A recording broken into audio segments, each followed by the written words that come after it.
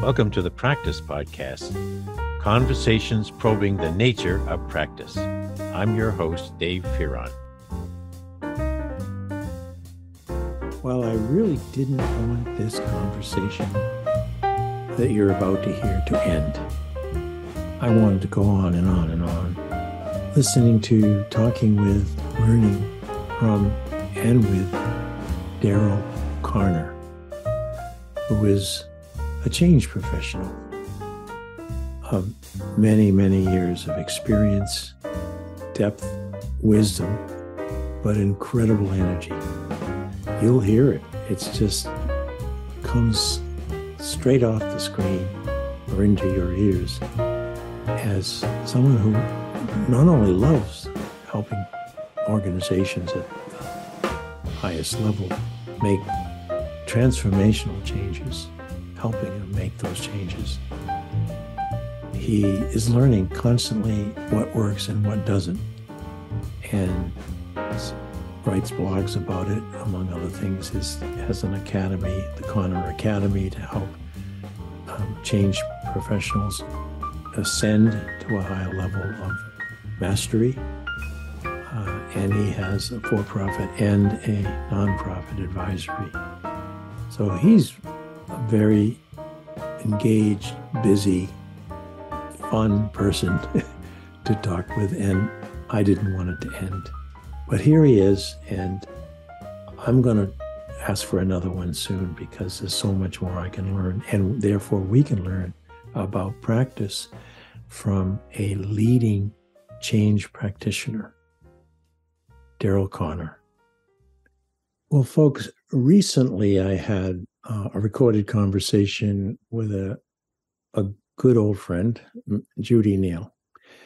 And in the course of that conversation, or maybe a little after when I turned off the recording, I asked her about how she moved herself from what she spoke of as a very low point in her life. And it's hard to believe Judy Neal ever had a low point, but she did, and most of us have.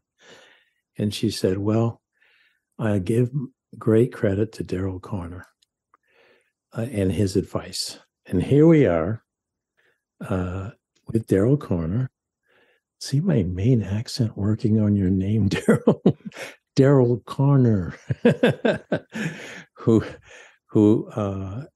has one of his primary platforms for being in the world, the Conner Advisory, which he has told me just before we started recording. He is focusing on NGOs, non-government organizations. And I'll start with that, Daryl. Why NGOs, of all the humans who need advice these days? Why did you concentrate on them? Well, maybe the place to start, the nature of the advice, Dave, is I'm in my guidance is around the execution of large-scale transformational change. And I first began, I worked in counseling before, but about 50 years ago, I started Conner Partners as an organization that would bring behavioral science into trying to provide guidance for organizations going through change. Today, that discipline is called change management, but this 50 years ago there was no discipline. No, you're right. So for most of those years, that's what I did. I provided the research and the mechanisms to support organizations going through major fundamental change. And about 8 years ago, it got clear for me that I felt the need to provide the same guidance, but I began to make a distinction between changes that work and changes that matter. And I changed. All those years, I was helping organizations ensure that their changes worked. I didn't feel like many of them actually mattered at a certain level, Dave. They certainly mattered to shareholders and whatever, but A change that matters to me is a change that is going to have an impact on the human experience in some way, a positive impact. And so I wanted to take the remaining years of me practicing my craft. I wanted to apply it in that arena. So others are taking Conner Partners forward and continuing to provide guidance to corporate organizations. But I wanted to focus in on changes that matter. Now, I didn't decide to only work with NGOs. I decided to only work with changes that matter. There's just a high concentration of changes that matter within that sector. Yeah, that makes and so that's really a great deal of difference. Yeah. And how are you able to know and be known in this sector? In the commercial side, we know we put out a lot of shingles and say hearing. But how do they find you and you find them? So you're right. In the for-profit side, there's a lot of business development activity. Right. The NGO sector, the nonprofit sector, doesn't operate that way. It's very insular in many respects. It pretty much is one leader talking to another leader about a resource that they found useful. Yeah. And so that's really how these last 8 years have unfolded. Is leaders from one organization, introducing me to other leaders. My work is really limited to just the CEOs and their boards and their direct reports. So it's just that upper echelon. Right. And they, they know each other. So it really is just word of mouth. That's the only way it pursues within that sector. Well, if you were not viewed to be effective in that role, in that advisory role, the word would never have left the mouth, or it would have been the wrong word. So you're working heavily on outcomes for sure, but I think there's something that goes deeper, and that is trust. They're not going to tell a colleague, go talk to Daryl, unless you've developed rapport and more deeply trust, because I've had enough life in the nonprofit and not the NGO world to know that the voluntary nature of all of us in that world, even though we may get a paycheck, is deeply rooted in our values, as contrasted perhaps with the nature of being in a commercial organization. We may have some allegiance to their purpose, but it's a different tap, if you will, to the heart than NGOs and nonprofits. Mm-hmm. And so I'm not asking you to tell me all the ways you gender trust, but how important is trust in both working with them and then being referred to others? Well, it's very important, as you would guess. But to me, trust is very contextual in this environment. I would not expect for them and hope they wouldn't trust me to fix their car or conduct brain surgery. So it's in a narrow perspective. And so the only introductions I have are those that leaders within one context that know another leader in that context might feel like that I could be of guidance. And here's the context. I have 3 questions that I pose to a leader I'm just sitting down with. First, since my work is not about change formation, it's not about what are you going to change, it's around change execution. How do you realize this vision that you have? And so I have 3 questions. They already know before I meet them what they want to do. So my question is the nature of your aspiration incremental or transformational in nature? Are you nudging things along, or are you creating a new paradigm? Second question, how are you measured by yourself or by the board? Are you measured against installation metrics or realization metrics? Wow. So an installation metric those are the things we do that we hope will lead to change. Yeah. Realization is the measurement of the actual impact itself. So if you and I agreed that this change includes training 100 people in something, many, I would say most organizations measure success by, did we train 100 people? It's a very useful installation metric, but a realization metric would be, not only did they learn what you wanted them to, not only did they apply it as you trained them, did they achieve the impact that warranted the training? You go all the way to the end. And so that's my second question. How are you measuring yourself, and how will you be measured? And the third question is, I'm sure you and I wouldn't have this conversation if you didn't want change. So I know that, but is this a good idea and you hope it works? Or is it an absolute personal and organizational imperative that there is no, this has to work on your watch? And so my work is around organizations that are involved in transformational change.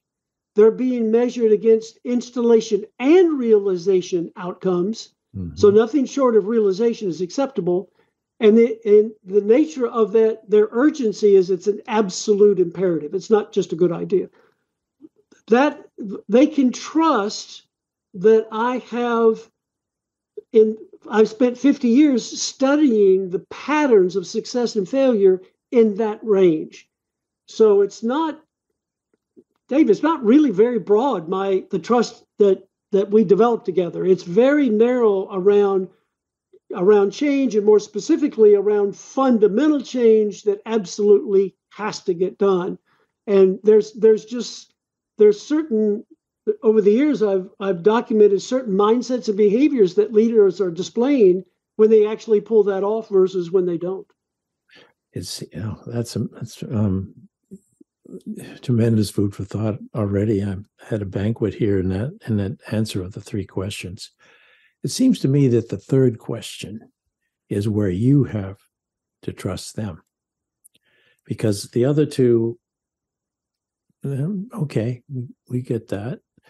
But if you're saying, is it an imperative for you and the board for this change to happen? And they go, oh, yes, it is. And then you're having the conversations and you realize it doesn't have that weight, that they're looking for, maybe from you, a way of having it look transformational, but not quite. I don't know. I'm being, with all the stuff going on in Congress right now, I'm becoming very cynical about people who say, absolutely, this is a must. And then they're wiggling. I don't want you to tell me that happens very often, but I hunch is that that's where your trust in them is key. It is, but the trust is caution filled in this sense. When you ask that third question and you get the answer, yes, I'm totally committed. As opposed to in other sectors, you mentioned one in Washington, you may well get an answer that has nothing to do with the truth of that person at all. They're just telling you what would be a good soundbite. My experience with most leaders in the NGO environment is when they tell you they're totally committed, they absolutely mean that. There's no equivocation. I know, and can I trust that? Absolutely. But I also know very, very few leaders have orchestrated true fundamental paradigm change. Very few. Mm-hmm. And so what I'm hearing is a naive commitment. Yeah, that makes sense. So Dave, would you be willing to, are you committed enough to use this new software? Yeah, the software looks great. Yeah, let's do it. You don't have a clue how difficult it's going to be to actually. No. Okay, so I do accept and I trust their first yes, but I know they are saying yes to me during uninformed optimism. That's optimism based on insufficient data. And a whole lot of hope. A whole lot of hope. And what's going to happen is we're going to decide to partner together. And within a day or a week or a month, they're going to go, oh my gosh, what? I mean, we've got to deal with now I have to come back and ask those questions again. Yeah. And David, I don't just ask the last one, because a month later, given everything else going on, it may be less transformational than they thought. They may be politically deciding to shift to some installation metrics because they're easier.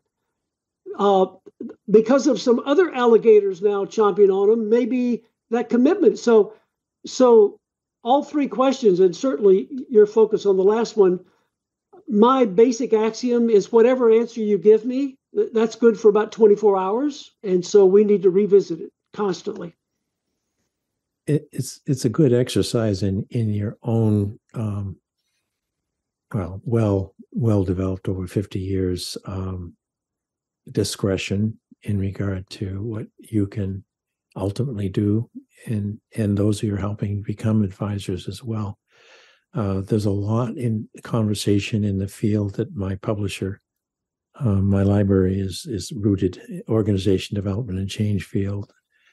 There's a wonderful aspect of that called use of self, exactly, which says to these potential consultants, advisors, and coaches, recognize this isn't software. You are the software. You are the software. You are the software. And so it's a 24-hour character development exercise that never ends. And but there is one, I'm sorry to let you go ahead and respond to what I just said. Well, what it brings to mind for me is I so resonate with what you're saying. I've mentioned two of the platforms I have is Conner Partners for corporate and Conner Advisory for the NGO. There's also Conner Academy. And the Academy is dedicated to senior level practitioners no longer looking for tools and techniques. They got plenty of those. Yeah. They're looking for, how do I raise my game as the instrument? How do I step into whatever tools and techniques I'm using?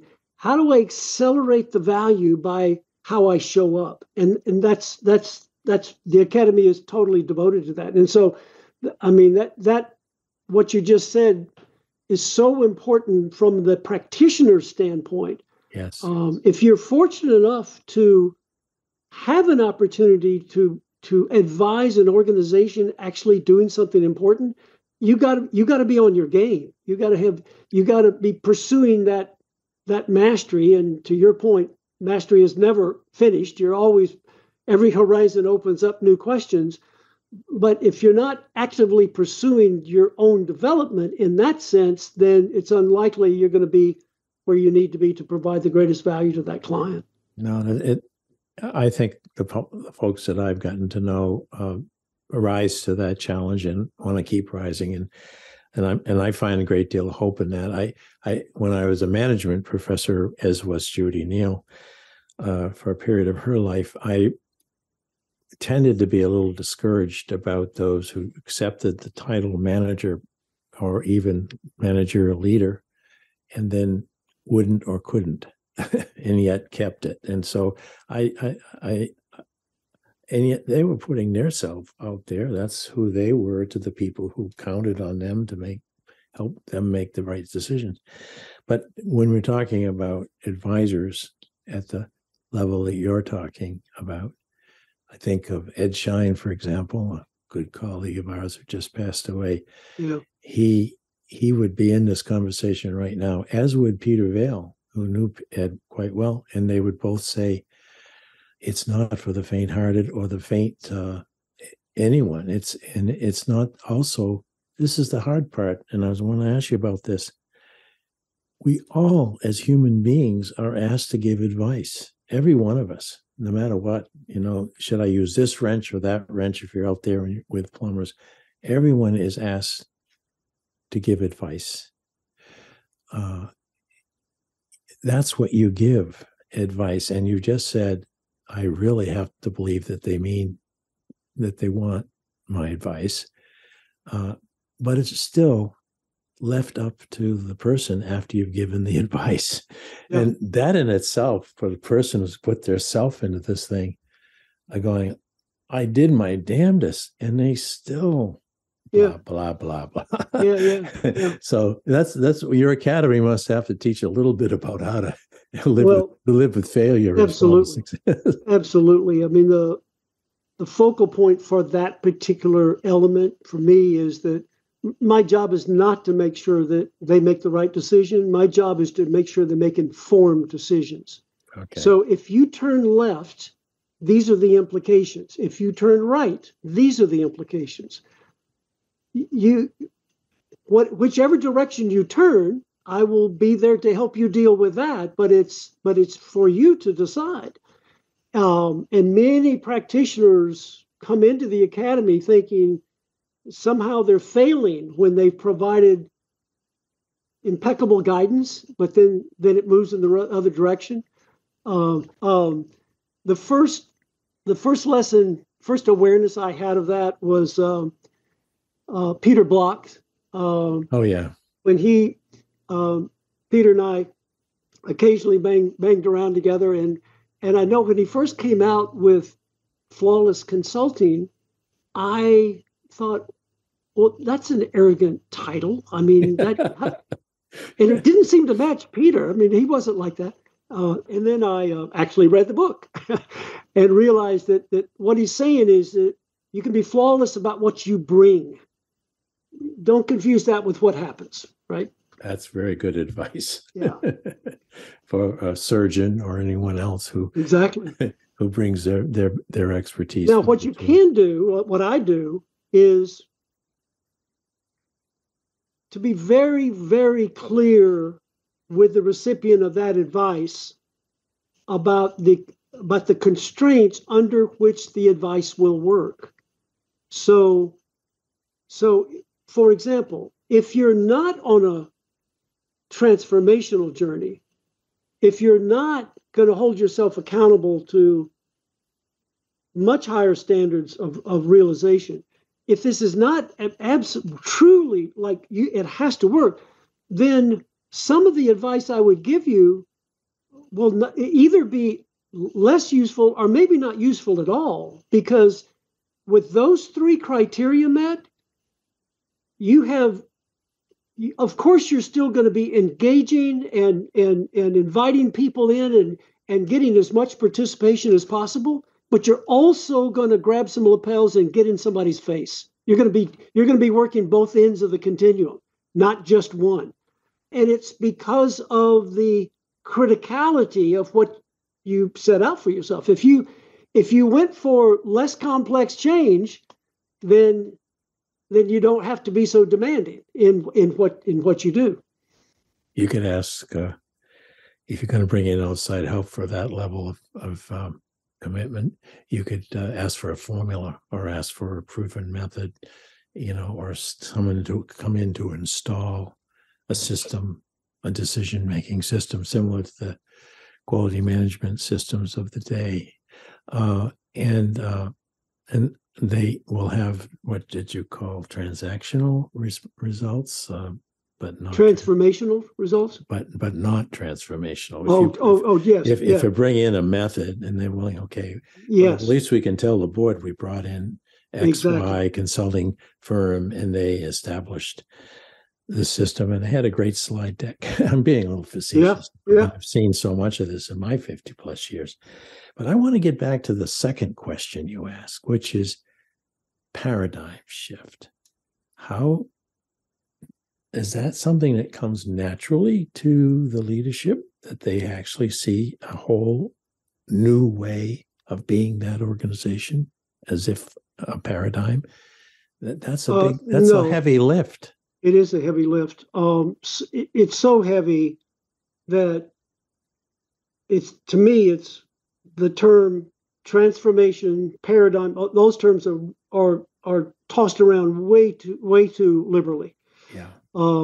At least 80% of leaders who first talk to me about them going through a transformational change, before we finish lunch, I'll suggest to them that I don't doubt it's an important change. I don't doubt that they're spending a lot of money. But what they're doing is incrementally making the current paradigm better. They're not changing the paradigm. There you go. It's a very heavy lift, and part of why I have such immense respect and gratitude for the leaders I get to work with in this sector. The NGO sector, the shelf life of the model they've used for a long time has begun to expire. They've got to figure out not just a little bit better, they got to figure out some major fundamental shifts. Yeah.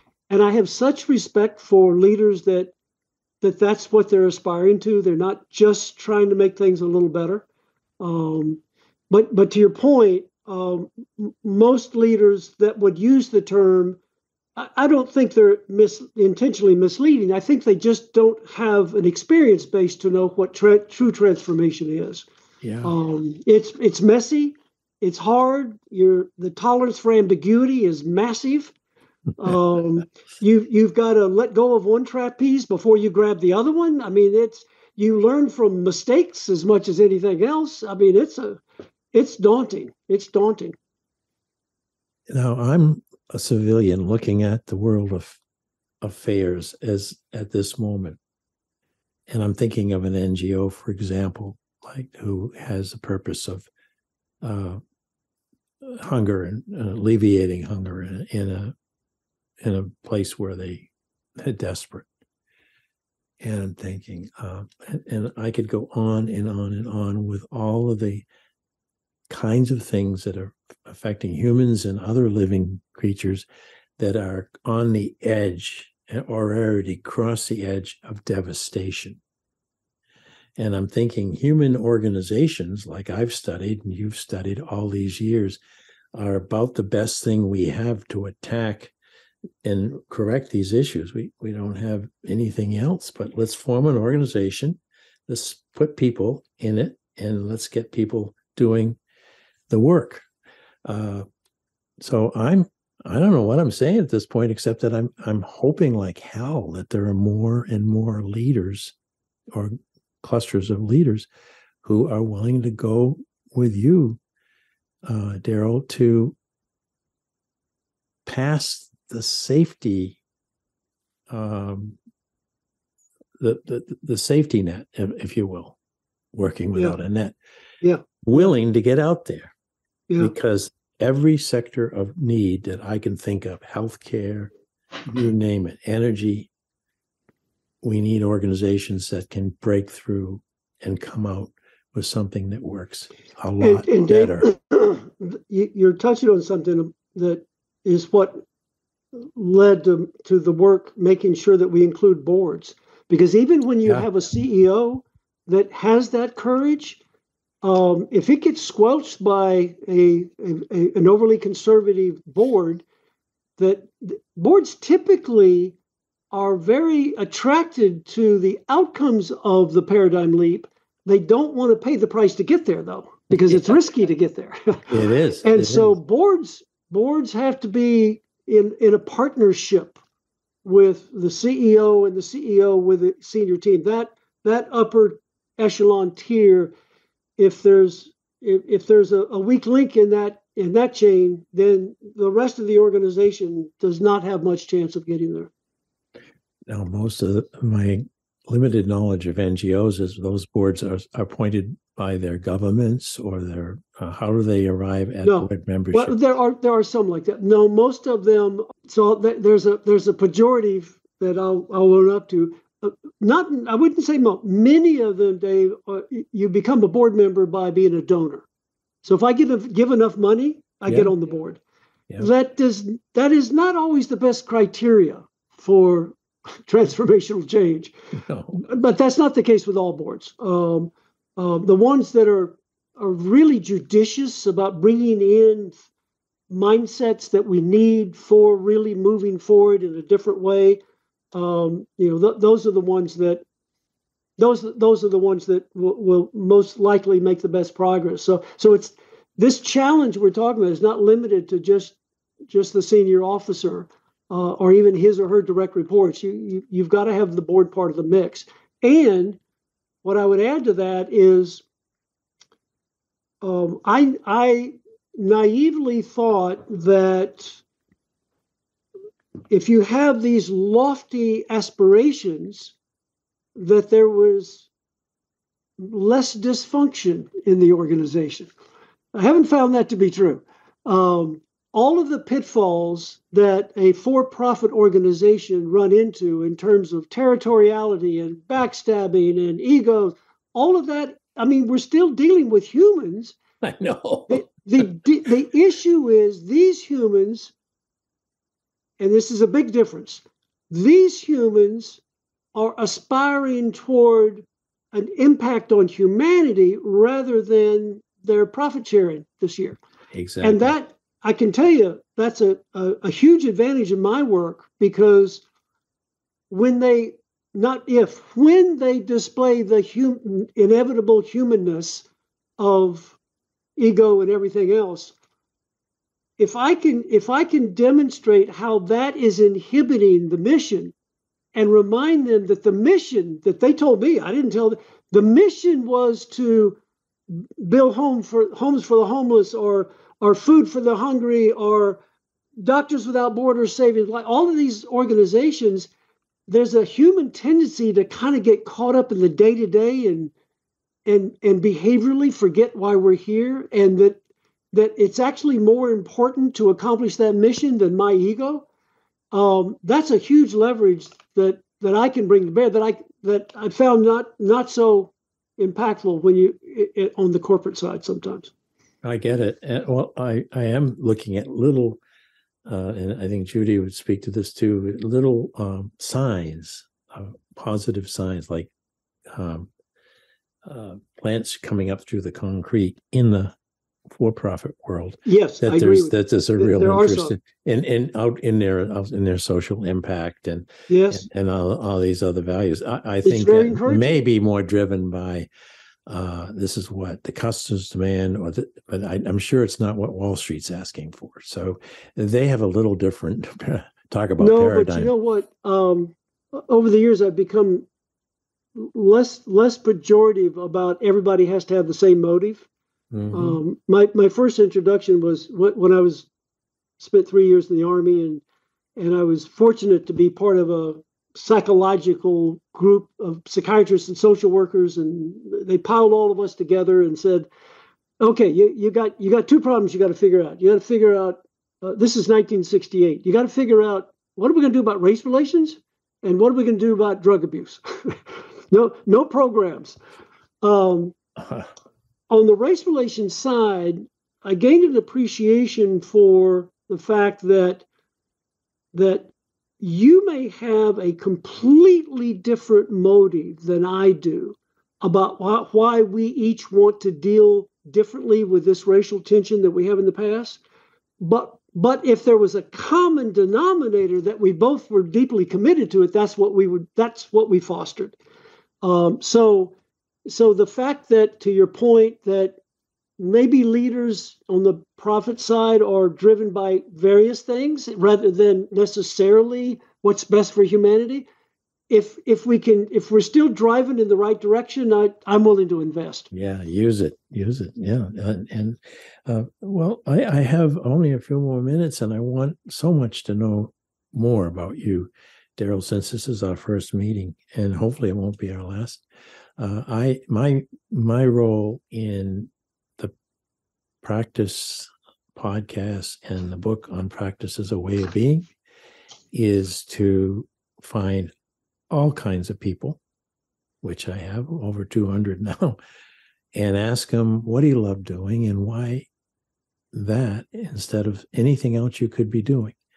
So, and I've gotten some wonderful answers. I don't ask that directly very often, but that's what I'm seeking. What moves this person to want to excel, want to go to potential, and doesn't necessarily get all kinds of rewards for doing it, but they accept the internal reward that they're growing and developing and changing, which I think is damn important from a teacher's perspective. But you've developed a a concentration of your time and attention and your reputation to change, and particularly to the kinds of advice people need when they're going to make real change happen. Has that been sort of a gradual trajectory in your life, Daryl?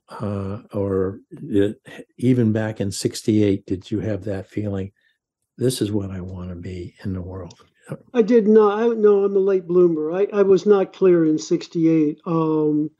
I did recognize in myself two intersecting dynamics. One was I was interested in behavioral science and at that point clinical psychology, but I also was really interested in pattern recognition. Like what are the patterns associated with success and failure? Whatever the situation was, and so that's what I was pursuing, and then I had the good fortune of having some exposure to Virginia Satir, who was a very powerful family therapist, and that's where I learned systems for the first time. She never saw a single person. She would take the presenting symptom and only work with the family because of that. She was one of the first who pioneered that. She was one of the first, and so that opened up the systems door for me.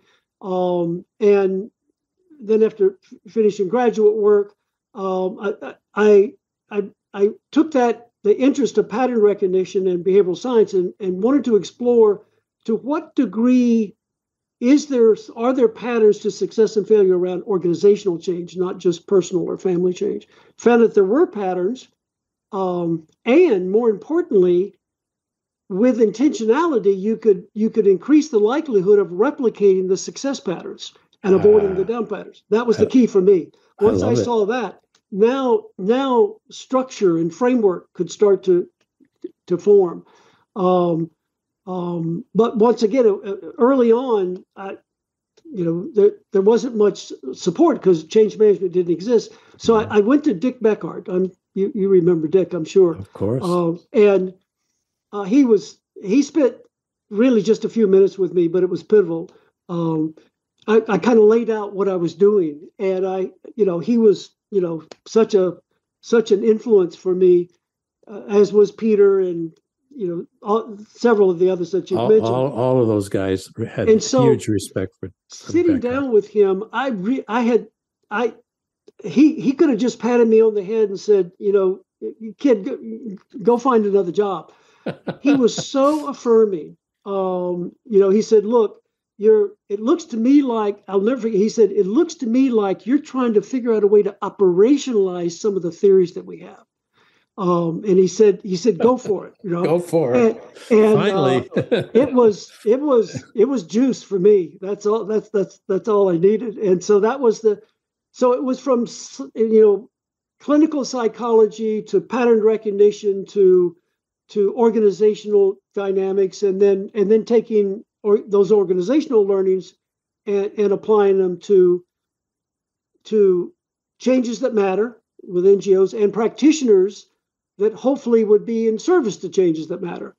And throughout all that, for me personally, I don't push this on anybody else, but for me, there was a spiritual dimension down the center of all that without that grounding, I don't believe any of this would have unfolded for me. So there's that aspect as well. No, I will second the motion of the spiritual aspect, because to sustain yourself in once you've seen the patterns and once you have a story to tell and people to listen and all of that, it's, for many people would see that as very abstract.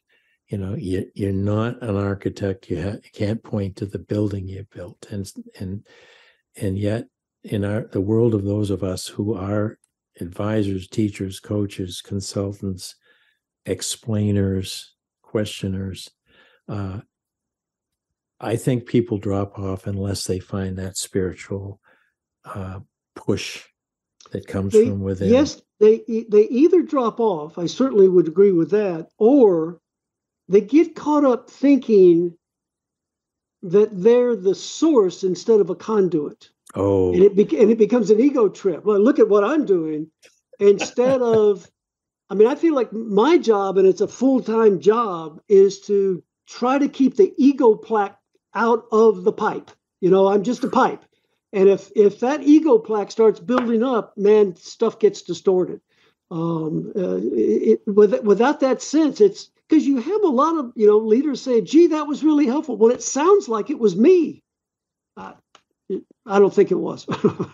Well, there is the spirit. Then to be a conduit is a spiritual link with other people, and to be a source, a teller, all the other kind of push ways that we invariably are with other people.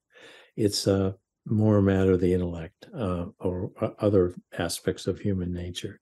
Yeah. But that willingness to risk opening ourselves up to try to convey as opposed to tell is, I don't know. I think you've helped me set a goal I'm just turned 80. For my next 10 years, I'm going to have to learn to do more of that. But in a way, I think the practice podcast and the book and bringing Peter Vale, keeping Peter Vale alive in people's memories is a conduit work.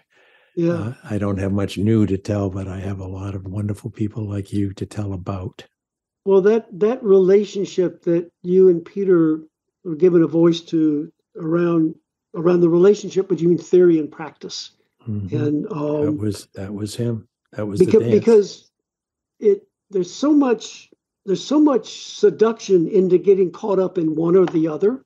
Yeah. I mean, I had the good fortune of not having any money, and so the research that I was doing when I first started all this, I had to sell the findings to get enough money to do more research. I wasn't part of academia or anything else. I'm an entrepreneurial researcher, and if I don't figure out a way to make this finding relevant to an organization, then I don't get to keep studying the phenomenon. So it really forces, this integration of theory and practice. If you have to survive off of bringing them together.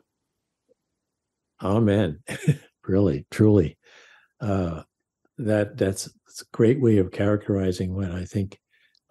Even those of us who had the shell of the academy to kind of pull ourselves into, there were a lot of sacrifices, unfortunately, that were made and still being made. And this really concerned Peter Vale, that people are saying, well, I really would love to pursue this. I really have a real keen interest in that, but it won't be publishable in the journals that are going to get me promoted and tenure. Right. And then they say, but after I'm tenured, look out, world, I'm going to be a ball of fire. As soon as life is safe, I'm going to be courageous.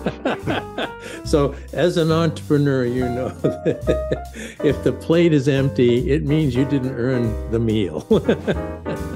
But your plate is full, and you're doing wonderful work, Daryl Conner. And I'll even work on my main accent. So the next time I mention your name, it'll be Daryl Conner. You're doing great. Instead of Daryl Conner. But it's been delightful. Thank you so much. Thank you. I've really enjoyed the dialogue. Thanks for listening to the Practice Podcast, where we discuss practice with a capital P. If you'd like to hear more, listen in on Spotify, Automatic, and Apple Podcasts, or go to inactionresearch.com/podcast-page. And if you'd like to learn more about social inaction and the nature of practice, head over to inactionresearch.com for more information. Thank you for supporting this show. We look forward to hearing from you soon. Oh, and one more thing. How could I forget? The book on practice as a way of being is available now in digital form, something that would be new, like podcasting to many of us. And it's a great way of learning more and more about what this podcast presented when Peter Vale and I originated it several years ago. So please come to www.mylibrary.world/practice, and you'll see what I mean.